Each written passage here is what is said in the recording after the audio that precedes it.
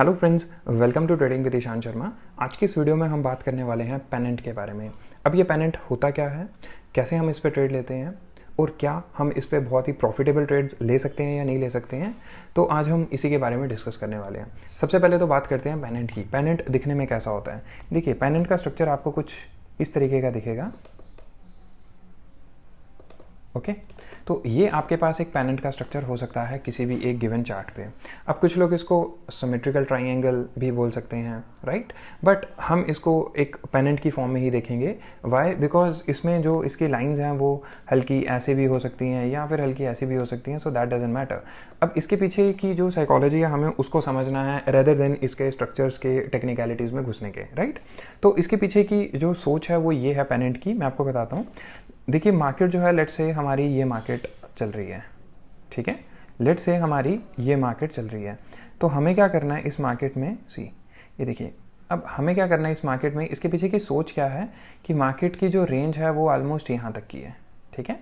And then फिर market हमारी नीचे आती है, फिर मार्केट फर्दर ऊपर जाती है, फिर फर्दर नीचे आती है, ठीक है, इस तरीके से। तो ये जो हमारी मार्केट मूव कर रही है, अब इसके पीछे की सोच क्या है कि देखिए, आपको भी यहाँ पे पता चल रहा है कि मार्केट की जो पहले रेंज थी वो इतनी बड़ी थी, राइट। आहिस्ता आहिस्ता आहिस्ता ये मार्केट जो है ये कंप्रेस होती जा रही है, और जैसे जैसे ये कंप्रेस हो रही है, अब देखो कि मार्केट जो है अब यहाँ से उसको आगे कोई रास्ता नहीं मिल रहा है, राइट। तो अब इस केस में क्या होगा, या तो ये मार्केट ऊपर की तरफ जाएगी, है ना, या फिर ये मार्केट नीचे की तरफ जाएगी। दोनों ही चीज़ें यहाँ पे पॉसिबल है। तो हमने क्या करना है, यहाँ पे दोनों ही सिनेरियोज को लेके चलना है, बिकॉज ये एक ऐसी चीज़ है जो आपको कोई बताएगा नहीं, बट मैं अपने एक्सपीरियंस से आपको बता सकता हूँ कि पेनेंट किसी भी तरफ ब्रेक हो सकते हैं, राइट, चाहे वो अपट्रेंड मार्केट हो चाहे वो डाउन ट्रेंड मार्केट हो। तो आपने ये चीज़ पूरी मेक श्योर करनी है। ऐसा ना हो कि आप अपट्रेंड की मार्केट में हो और आप देखो वहाँ पे पेनेंट बन रहा है and you will be like कि यहाँ से तो ब्रेकआउट ही होगा, तो आप पहले ही वहाँ पे ब्रेकआउट पे बैठ जाओ। आपको ऐसा बिल्कुल भी नहीं करना है। और बाद में बहुत बार पेनेंट्स फेल भी हो जाते हैं, जैसे हर स्ट्रक्चर्स के साथ होता है वैसे इनके साथ भी होता है।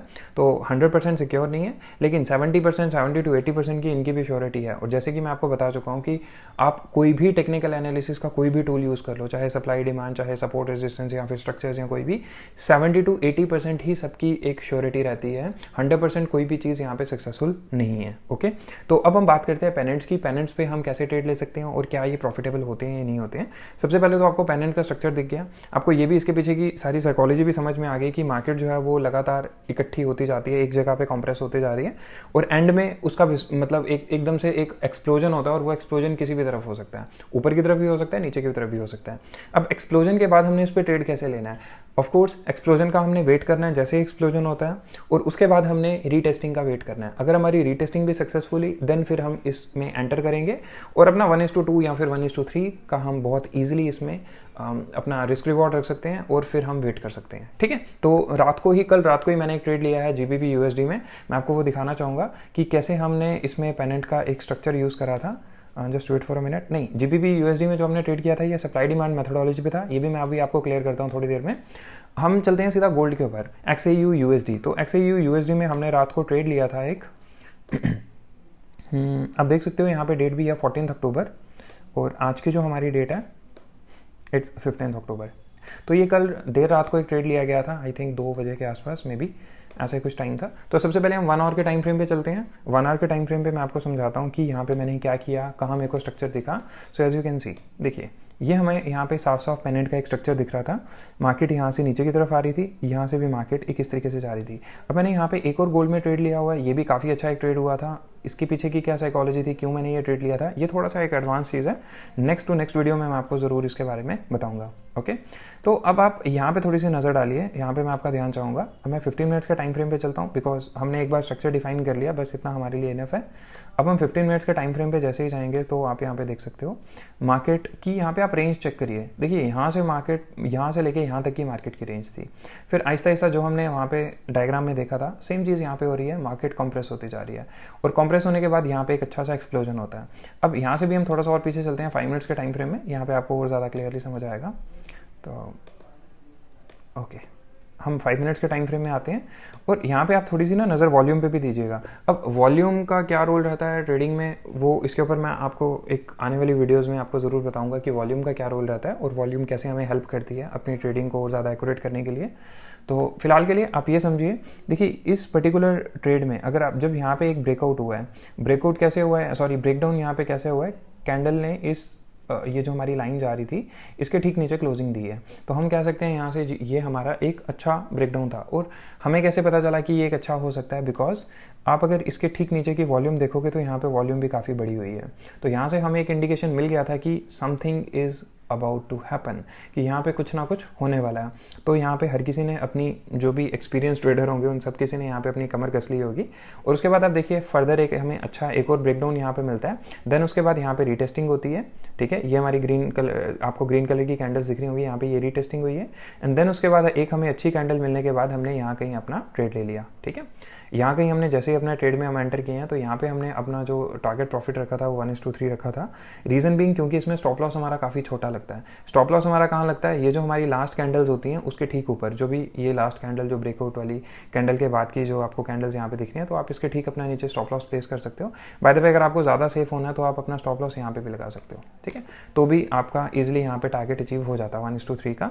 बट हम ये मान के चलते हैं कि हमारा जो स्टॉप लॉस है वो थोड़ा सा छोटा है, हम इतना बड़ा स्टॉप लॉस नहीं ले सकते, क्योंकि हो सकता प्रॉफिट तो बेशक बड़ा होगा लेकिन जब नुकसान होगा तो वो भी काफ़ी ज़्यादा बड़ा होगा। तो इतना बड़ा लॉस हम झेल नहीं सकते, इसलिए हम अपना जो स्टॉप लॉस है वो छोटा ही रखते हैं।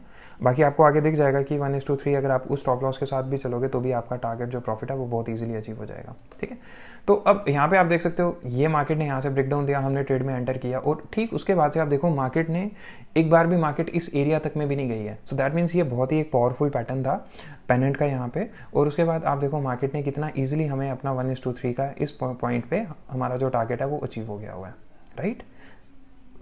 तो यही मैंने आपको बताना था कि पेनेंट इतने ज़्यादा पावरफुल पैटर्न्स रहते हैं। और अगर आप यहाँ पे 1:3 आप ये वाले स्टॉप लॉस के साथ भी जाओगे कि लास्ट जिस कैंडल ने ब्रेकआउट दिया उसके ठीक ऊपर रखोगे एंड देन यहाँ पे भी अगर आप 1:3 के लिए जाते हो तो ये भी मैंने आपको बताया आपका टारगेट ये वाला भी अचीव हो जाता है। 1:3 छोड़ो आप 1:4 के लिए जाते हैं वो भी अचीव हो जाता है, ठीक है। तो ये काफ़ी एक अच्छा पैटर्न रहता है। बट 1:4 इम्प्रैक्टिकल हो जाता है, इतना ज़्यादा नहीं मिलता है हमें करेंसी मार्केट में। तो जैसे मैंने आपको बताया कि 1:3 थोड़ा सा इम्प्रैक्टिकल रहता है, बट 1:2 वहाँ पे ईजिली अचीवेबल है। और अगर आप हाई वोलेटाइल मार्केट में चाहते हो यहाँ पे तो सब कुछ पॉसिबल है, यहाँ पे 1:5 के लिए भी जा सकते हो।